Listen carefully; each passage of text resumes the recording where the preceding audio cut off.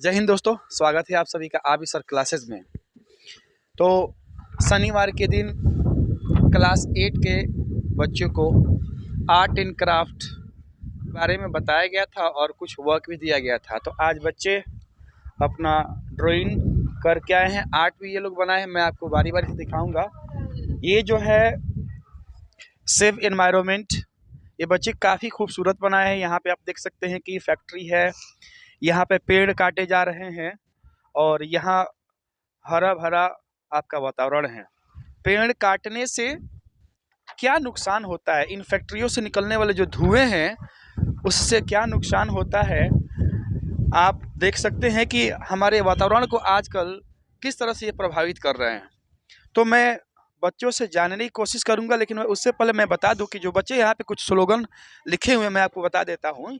यहाँ पे लिखे हैं बच्चे कि प्रकृति कभी अपनी दी हुई वस्तुओं का अहंकार नहीं करती, लेकिन उपयोग करने पर सबक जरूर सिखाती है। जैसे ये जो प्रकृति है हमें बहुत सारी चीज़ें देती है, लेकिन वो कभी अहंकार नहीं करती है, और जो भी वस्तु हमें देती है वो हमें बहुत सारी उससे सबक मिलता है।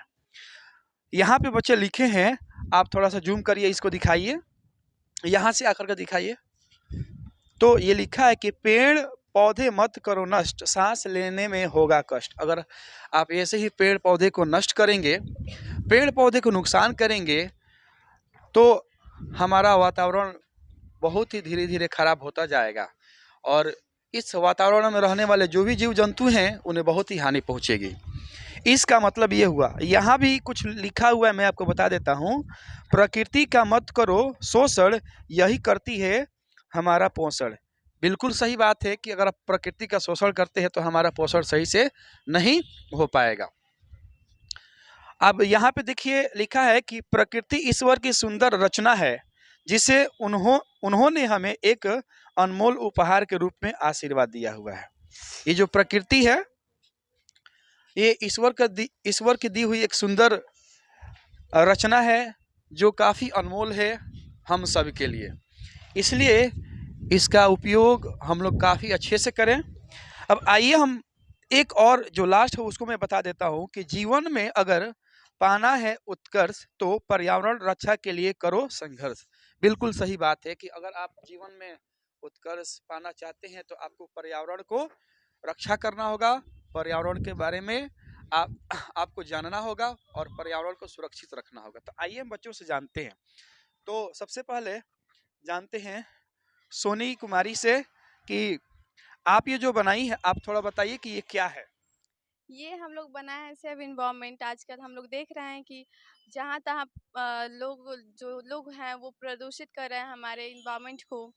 अ, हर गली हर घर में हम लोग चाहते हैं कि एक डस्टबिन हो।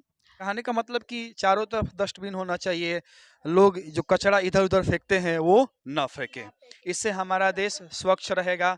जब हम लोग स्वच्छ रहेंगे, वातावरण स्वच्छ रहेगा, तो बीमारी कम होगी। ठीक है, चलिए अब जानते हैं अ, सोनाली गुप्ता से कि ये इसके बारे में क्या बताना चाहती हैं, और ये इनका ये जो थॉट आया, ये जो थॉट ये कहाँ से आया आपको। हम लोग आसपास देख रहे हैं बहुत सारे लोग पेड़ पौधे काट रहे हैं। अगर पेड़ पौधे काटेंगे तो हम लोग सांस लेने में हम लोग को दिक्कत भी होगा। और हम लोग पेड़ पौधे बचाएंगे तो ऐसे हमारे लिए ही सुरक्षा है। और कहीं भी हमें कचरा नहीं फेंकना चाहिए। हमें हर एक डस्टबिन का इस्तेमाल करना चाहिए। ऐसे अब आइए जानते हैं क्लास 7 की छात्राएं क्या बनाई हैं। ये जो है इन्हीं लोगों से जानेंगे कि ये क्या है। सबसे पहले आप अपना नाम बताइए। मेरा नाम रुखसार प्रवीण है। ये क्या है। सर ये पेन स्टैंड है, इसमें पेन रखते हैं। अच्छा, बहुत ही सुंदर।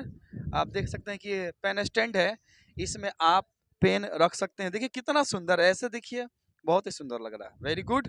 अच्छा, ये आप बताइए इसका आइडिया आपके दिमाग में कहाँ से आया कि ऐसे करना चाहिए। सर वो हम जब पढ़ते हैं तो पेन कहीं भी चला जाता है, गिर जाता है, तो हम लोग एक साथ सारा पेन रख सकते हैं। वेरी गुड, बहुत ही सुंदर। अब चलिए आपसे जानते हैं, ये क्या है बाबू। ये गौतम बुद्ध का शांति प्रतीक एक छोटा सा पेंटिंग है। अच्छा, गौतम बुद्ध का शांति प्रतीक एक पेंटिंग है, ठीक है, होगी, ठीक है। तो चलिए, बहुत ही सुंदर आप लोगों ने बनाया है। एक बार जरा आप लोग दिखाइए ऊपर। ठीक, पॉज करो। जो अगला ड्राइंग है, स्केच है, ये जो बच्चे बनाए हैं, आइए कि ये क्या है। सबसे पहले आप अपना नाम बताइए। हनी सिंह। अच्छा, ये आप क्या बनाई है?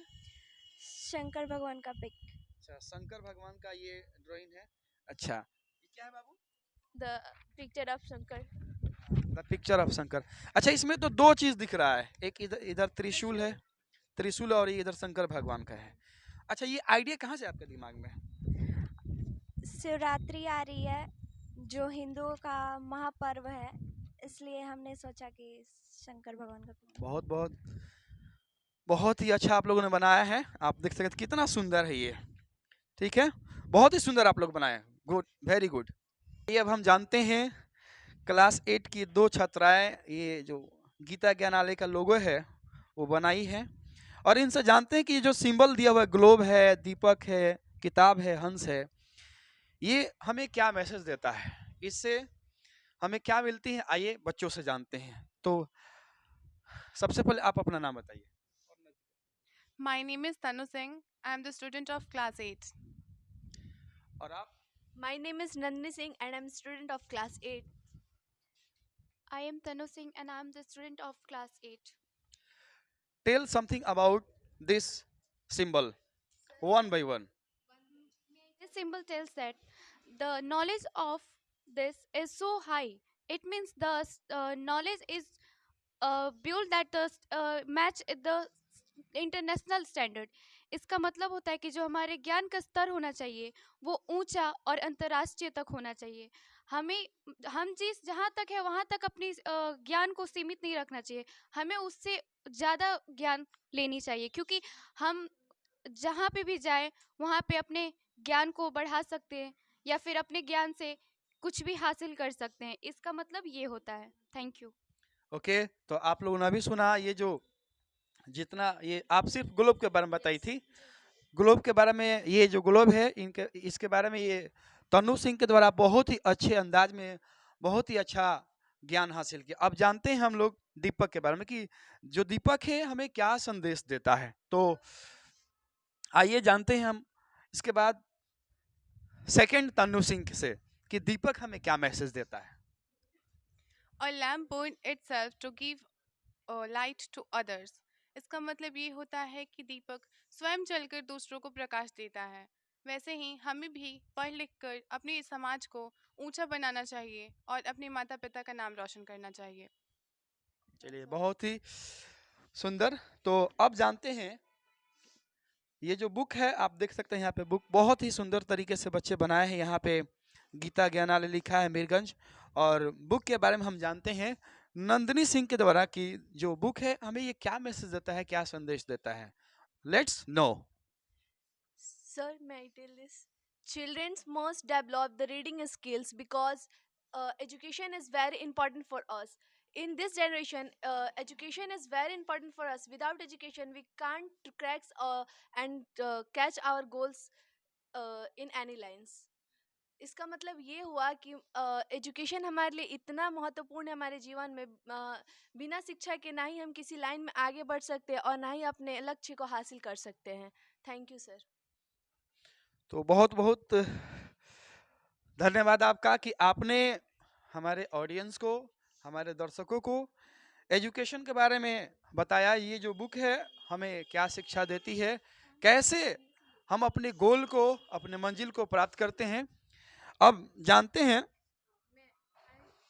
अब ये श्वान है हंस। हंस ये जो इस लोगों में है ये क्या मैसेज देता है हमें, तो जानते हैं फिर तन्नू सिंह के द्वारा ही कि ये जो हंस है ये हमें क्या मैसेज देता है। श्वान का प्रतीक होता है शांति, प्रेम और उदारता। इसी प्रकार छात्रों को भी गुण और शांत अपने जीवन में होना चाहिए, साधारण होना चाहिए और अपने दोस्त, अपने पड़ोसी से सबसे उदारता से बात करनी चाहिए। धन्यवाद। तो उम्मीद करते हैं कि ये जो लोगों में जितना सिंबल दिया हुआ है प्रतीक दिया हुआ है, आप समझ गए। जैसे ग्लोब का क्या मतलब होता है, ये जो लैंप है इसका क्या मतलब होता है, बुक का क्या मतलब होता है, और ये जो स्वान है इसका क्या मतलब होता है। तो नंदिनी सिंह कुछ और बताना चाहती है, आइए इनसे सुनते हैं। Symbol of chastity, peace, and love. Children's must include the equality of the being chaste and include the equality of kinds of self motivates and must work for the upliftment of the whole mankind. Thanks, sir. आप देख सकते हैं कि जो project दिया गया था शनिवार के दिन, वो सभी बच्चे लेकर के खड़े हैं। बहुत ही सुंदर तरीके से और बहुत ही सुंदर सुंदर बनाए हैं, आप देख सकते हैं।